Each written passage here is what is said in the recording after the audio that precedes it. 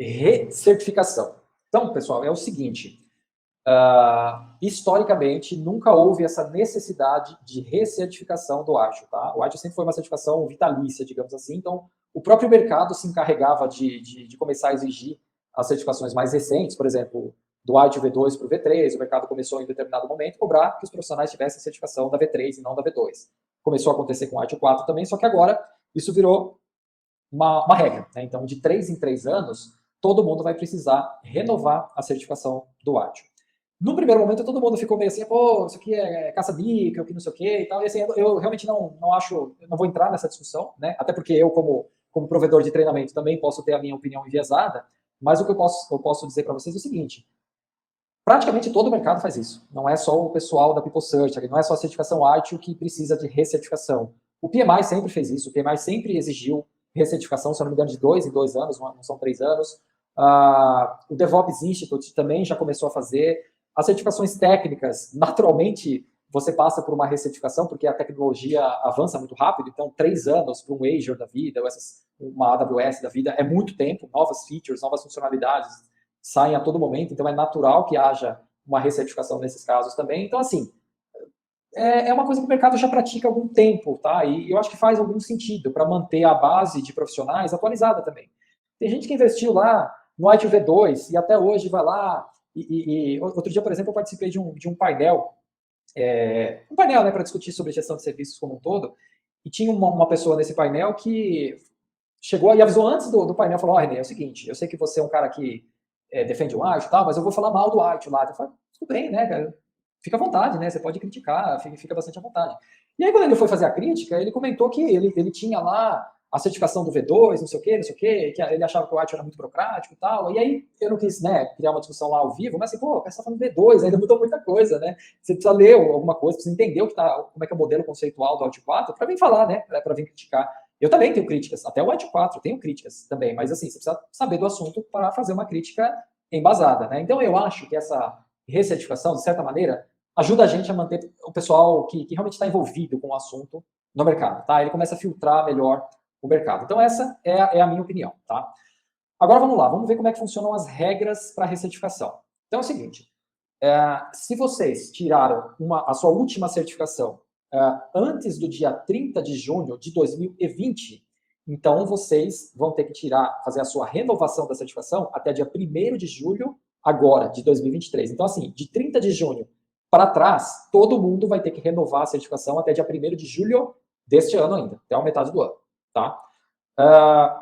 Se você foi certificado depois do dia 30 de junho de 2020, então basta você contar 3 anos à frente. Então, por exemplo, hoje é dia 23 de março de 2023, se eu tirei a minha certificação hoje, eu preciso tirar a próxima daqui a 3 anos. Eu conto a partir de hoje, tenho que renovar a minha certificação daqui a 3 anos. Essa é a conta.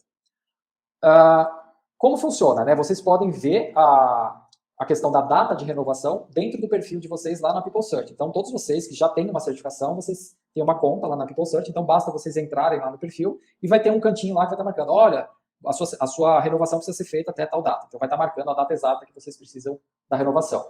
E aí, uma coisa que o pessoal ficou muito preocupada é se a certificação ia ser revogada, né? Se ia deixar de ser uma pessoa certificada quem optasse por não renovar a certificação.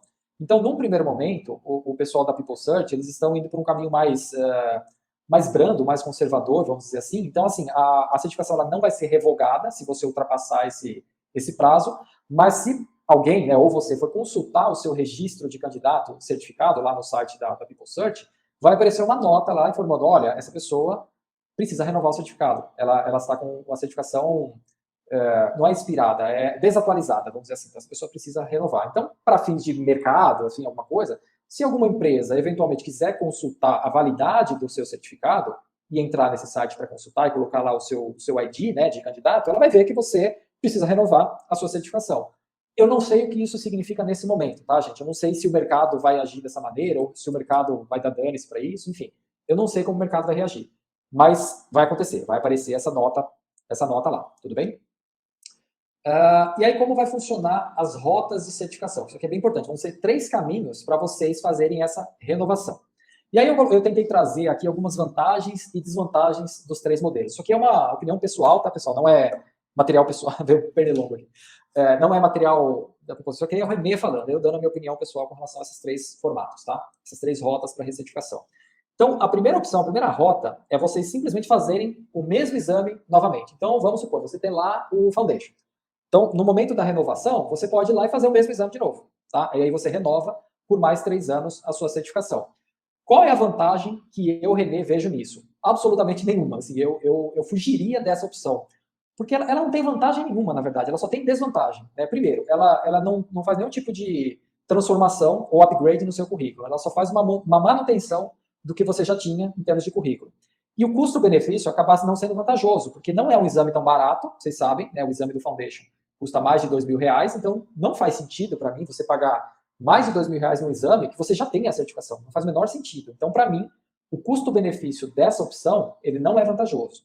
E aí, daqui a pouco eu explico que tipo de perfil profissional talvez veja alguma vantagem ou escolha essa rota, tá? Depois, a gente tem a rota 2, que seria você realizar uma outra certificação do programa. Ou seja, se você tem um Foundation, você pode fazer qualquer outra certificação, que aí você renova automaticamente o prazo da sua certificação de Foundation. Se você tiver uma certificação avançada, é a mesma coisa. Então, vamos supor que você tenha Foundation e CDS. Se você fizer uma outra certificação avançada, você renova o prazo do CDS e do Foundation. Então, você renova a suíte e não uma certificação individualmente, tá? Então, esse modelo, para mim, é a melhor opção, tá? Eu já explico porque eu acho, qual que é o perfil profissional que mais vai achar vantagem nessa rota. E ela tem algumas vantagens, tá? Primeiro, como eu disse, ela atualiza a data de vencimento de toda a suíte de certificações, e não só uma. Ela adiciona uma nova certificação ao seu currículo, então é uma coisa tácita, né? Você está colocando uma nova certificação lá no seu currículo. Você adquire conhecimento avançado, tá? Porque quando você investe numa certificação dessas, você muda completamente a sua cabeça. Quem passa por treinamentos avançados, a gente tem vários alunos aqui que fizeram certificações avançadas e o cara muda a cabeça. De um dia para outro, puta, olha, mudou meu jeito de falar, que o pessoal do trabalho percebeu, o pessoal veio me perguntar, cara, o que aconteceu com você? Que você está pensando de outro jeito, tá falando de outro jeito. Então, assim, os treinamentos avançados é um outro jogo, tá? É muito diferente do nível de fundamentos, tá? É bem diferente. E essa certificação, obviamente, traz um diferencial competitivo, porque nem todo mundo tem uma certificação avançada em ITIL. Então, vocês diminuem a competição dentro do mercado a partir do momento que vocês investem em uma certificação avançada. E ainda uma outra vantagem é que cada certificação avançada é um passo a mais que vocês dão em busca do ITIL Master. Cada pequeno bloquinho daquele é um investimento que você faz para, em algum momento, você se tornar um ITIL Master, tá? Que é o último nível de certificação possível nessa carreira do ITIL. E a desvantagem que existe, de fato, para essa trilha é porque os treinamentos avançados eles custam mais caro. Né? Eles custam mais caro do que o treinamento de Foundation. Então, é um investimento um pouquinho mais alto que você vai fazer para a sua carreira. Embora o retorno, o retorno sobre esse investimento normalmente é muito bom. Tá? Eu tenho vários cases de alunos que decidiram investir e conseguiram um retorno a médio prazo, às vezes a curto prazo, desse investimento na certificação. Então, costuma valer a pena, tá bom? Mas tem esse custo mais elevado. E aí a gente tem a rota 3, que eu acho que é uma decisão intermediária, talvez. Ela é certamente melhor que a rota 1 e não é tão boa quanto a rota 2. A rota 2 é a melhor, na minha opinião, mas ela é um nível intermediário, que significa você acumular uma quantidade de pontos de desenvolvimento profissional, que o pessoal da People Search e da Axelos chamam de CPD, que é similar ao PDU lá do PMI. Né? Então, quem tem lá as certificações do PMI precisa fazer a renovação, e aí você tem que acumular os pontos, os PDUs, e aí você consegue fazer a sua renovação pagando a taxa e informando, né, reportando esses PDUs. Então, aqui vai ser praticamente a mesma coisa, tá? Você vai precisar fazer uma assinatura de um serviço chamado MyAxelos, que é uma assinatura ou mensal ou anual da Axelos, e é um serviço de assinatura. Você vai ter acesso a alguns conteúdos lá, exclusivos, webinários, material para download, esse tipo de coisa, tudo em inglês, tá? E aí você paga acho que é $122 por ano, tá? Essa assinatura. E aí como é que vai funcionar essa renovação através da Rota 3? Primeiro, você tem que assinar o MyAxelos por pelo menos 3 anos, né? E você vai ter que acumular 20 CPDs por ano, tá? Então não adianta você deixar, quando estiver perto lá da sua renovação, você ir lá e assinar o MyAxelos e acumular 60 PDUs. Não adianta, você tem que acumular 20 PDUs por ano, acumulando 60 PDUs no fim do período de 3 anos. E se você fizer isso, aí você renova automaticamente a sua suíte de certificações. E aí, fazendo uma conta aqui, se você somar 3 anos dessa assinatura, que é mais ou menos $120, é mais ou menos, é até menos, na verdade, o que você vai pagar numa certificação avançada. Então, assim, ainda não chega a ser tão bom quanto você, de fato, investir numa certificação nova, tá? Mas é um caminho. E aí algumas vantagens que eu vejo nessa rota. Como eu disse, ela é melhor do que fazer o mesmo exame, tá? A rota 1 ela é péssima em todos os sentidos. Esse caminho do acúmulo de CPDs, ele favorece aquela questão do aprendizado contínuo, né? Porque você vai estar fazendo parte ali de uma comunidade, vai estar tendo acesso a materiais, vai estar podendo consumir conteúdo atualizado o tempo todo, então isso é bom, é positivo. Você pode acumular esses CPDs de diferentes maneiras, tá? Isso é uma coisa que estava meio nebulosa, mas agora ficou claro. Então, embora você tenha que assinar esse membership da Axelos, você pode acumular os CPDs não só com conteúdos deles, mas com qualquer outro conteúdo relacionado a desenvolvimento profissional, ou seja, se você tem um projeto na sua empresa, você pode reportar as horas desse projeto, isso conta ponto. Se você faz um workshop internamente na sua empresa, isso conta ponto. Se você participa de qualquer treinamento oficial ou não da People Search, por exemplo, a gente começou a fazer agora alguns workshops práticos, que não tem nenhuma relação com nenhuma certificação oficial. São workshops muito práticos mesmo, que a gente fala de vários assuntos que não existem, não são falados dentro do ITIL, enfim. Então você pode, por exemplo, participar de um desses workshops e reportar essas horas no formato de CPD. Então eles deixaram bem amplas as possibilidades de vocês reportarem esses CPDs, e não só consumindo o conteúdo que tem lá internamente no serviço da MyExcelos. Então isso eu acho legal também. Uma outra coisa bacana do MyExcelos é que vocês vão ter acesso a algumas publicações muito bacanas, que são as publicações das práticas, né? Então você consegue lá fazer o download e acessar o PDF da prática de gestão de problemas, de gestão de incidentes, etc. E, teoricamente, ele tem um custo um pouco mais acessível. Mas, para ser bem sincero, não é tão mais acessível assim, porque se você estiver falando de um acúmulo de 3 anos de assinatura, então é $122 por 3, que vai dar praticamente o mesmo valor de um exame avançado. Então, em termos de custo, ele é muito paralelo com a Rota 2, aí, que é você fazer uma outra certificação do programa. Tá? Por isso que eu prefiro ainda a Rota 2. E aí, algumas desvantagens que eu elenquei aqui dessa Rota 3 é que, primeiro, você tem lá uma assinatura e tal, mas ela nunca vai ter o mesmo peso de uma certificação. Tá? A certificação sempre vai ter mais peso. Isso não enriquece o currículo, ele só faz a manutenção. Tá? De novo, não tem o mesmo peso que uma certificação.